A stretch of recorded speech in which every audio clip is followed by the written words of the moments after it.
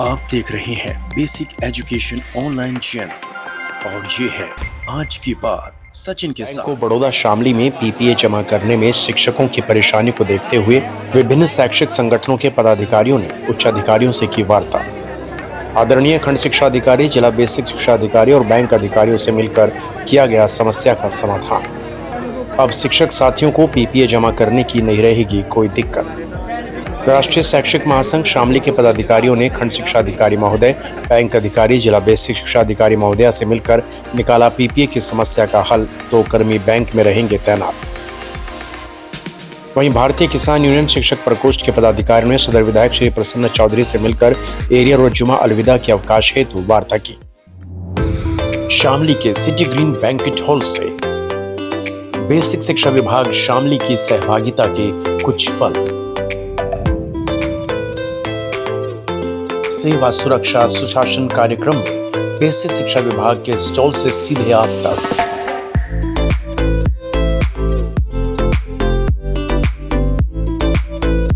आदरणीय जिला बेसिक शिक्षा अधिकारी महोदया के नेतृत्व में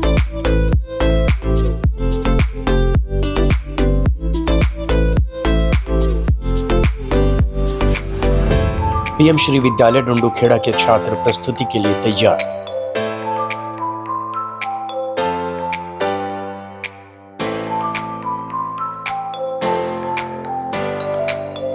स्टॉल पर बेसिक शिक्षा विभाग के विषय में जानकारी लेते दर्शक।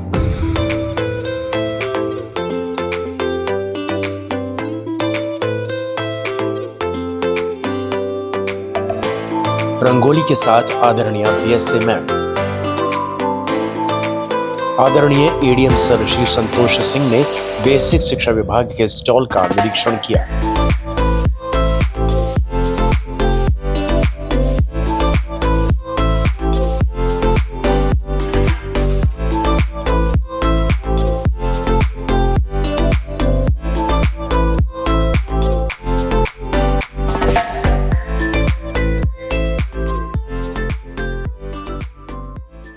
गर्ल्स एजुकेशन के लिए भी हमारे डिपार्टमेंट ने बहुत सारे एफर्ट किए हैं और उन्हीं गर्ल्स एजुकेशन के एफर्ट के कारण ये लड़कियां यहाँ तक पहुँच गई। शाम तक भी पहुँची होंगे। हाँ जी सर, हर स्कूल में चलता है, प्राइमरी में भी और जूनियर में। प्राइमरी में बाल संसद के नाम से और जूनियर में मीना मंच के नाम से। सर इनके बच्चों के जो व्यूज़ होते हैं ना वो लिखवाते हैं हम, चाहे बच्चा उल्टा सीधा कैसा भी लिखे, कोई पिक्चर हो उसके मन में कुछ भी हो, तो उससे उसकी क्रिएटिविटी बनती है बच्चे की, कितना क्रिएटिव है, कितनी इसकी सोच है। अगर उसमें कुछ निगेटिव होता है तो टीचर उसे करेक्शन करके उसे पॉजिटिविटी की ओर ले जाते हैं। जैसे हमने उसी पिक्चर दिखा दी, एक लड़की अंधेरे में बैठी हुई है, बताओ इस पर क्या स्टोरी लिखोगे। श्री सुरेश राणा जी, पूर्व कैबिनेट मंत्री द्वारा निरीक्षण।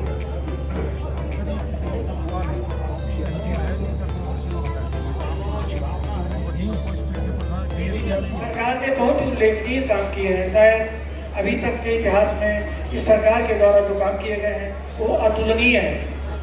हमारे इस चूंकि जनपद शामली में हम लोग जनपद शामली के दृष्टिकोण से देखें, शामली जनपद में 5 एक्सप्रेसवे या हाईवे जो है निकले हुए हैं। यह किसी भी जनपद में ऐसा देखने को नहीं मिलता। यहाँ की हरितमा कृषि के क्षेत्र में भी इस बीच काफ़ी महत्वपूर्ण सारी प्रदर्शनियाँ, ये सारी योजनाओं के बारे में जो यहाँ प्रदर्शित किए गए हैं वो सब इसी अवधि के अंतर्गत की उपलब्धियों के रहे हैं।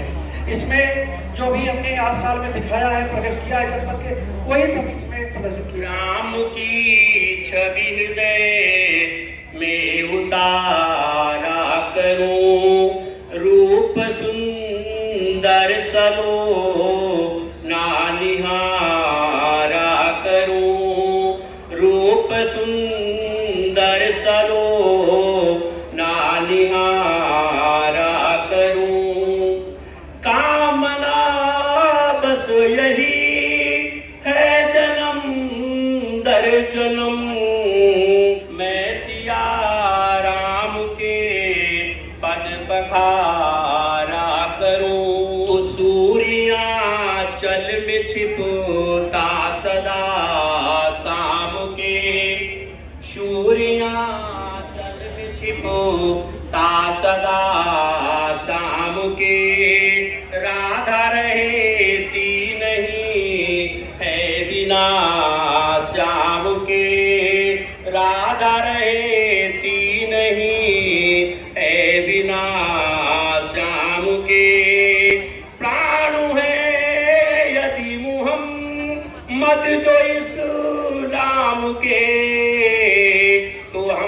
कैसे जिएंगे बिना राम के, तो हम भी कैसे जिएंगे बिना राम के।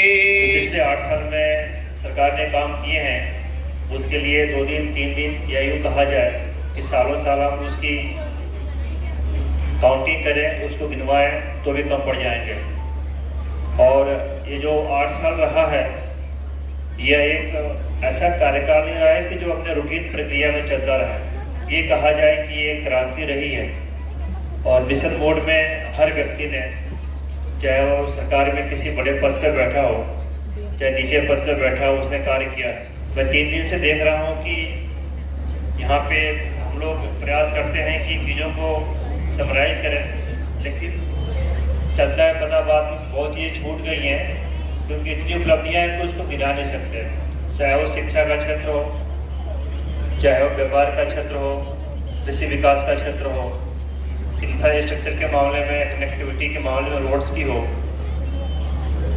एविएशन के मामले में एयरपोर्ट बने। आपने देखा होगा, पेपर में भी देखता होगा कि यदि कोई व्यक्ति किसी माँ बहन को एक चौराहे पे किसी तरह का कमेंट करे या किसी तरह का उसको एक्सट्रैक्ट करने की कोशिश करे, तो दूसरे चौराहे पहुँचते पहुँचते उसकी क्या दशा होगी आपने देखा ही होगा, पेपर में आता रहता है। बच्चों की लाइट की व्यवस्था नहीं थी, स्कूल की बाउंड्री नहीं हुआ करती थी, बच्चे स्कूल नहीं जाया करते थे, जो MDM था पता नहीं कहाँ जाता था कहाँ आता था। लेकिन अब देखेंगे सारी चीज़ें DBT के माध्यम से हो गई, सब चीज़ फ्री में मिलता है बच्चों को। पढ़ने के लिए प्रॉपर स्कूल्स हैं, टाइल्स लगी हुई हैं, बच्चों के लिए अलग से शौचालय बने हुए हैं, स्कूल में बिजली आती है। तो अचीवमेंट एक तरह से कहा जाए। अभी एक एसर की रिपोर्ट आई है, यदि आपने पेपर में पढ़ा होगा, तो उत्तर प्रदेश ने नंबर 1 स्थान प्राप्त किया है बच्चों का लर्निंग लेवल के बारे में।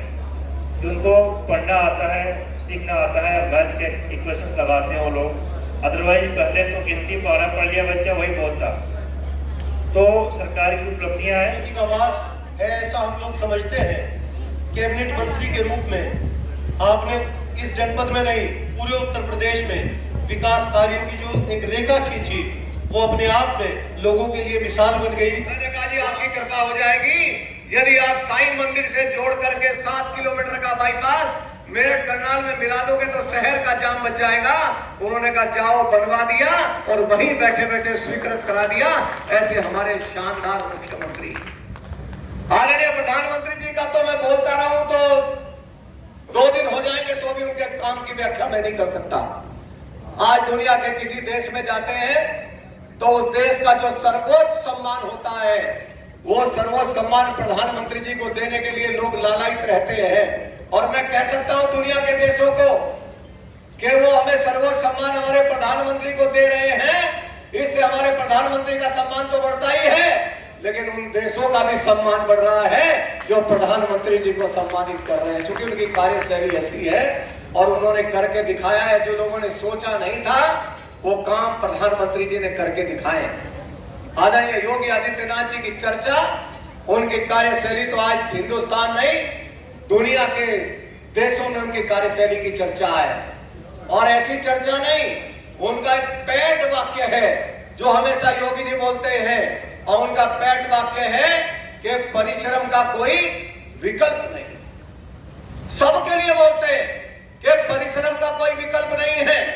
जो परिश्रम करता है वो कभी खाली नहीं जाता, और इसलिए योगी जी लगातार परिश्रम करते हैं। 3-4 घंटे 5 घंटे मुश्किल से सोते होंगे और लगातार लोगों की जनसेवा में लगे हैं। सेवा सुरक्षा सुशासन कार्यक्रम के कुछ और दृश्य।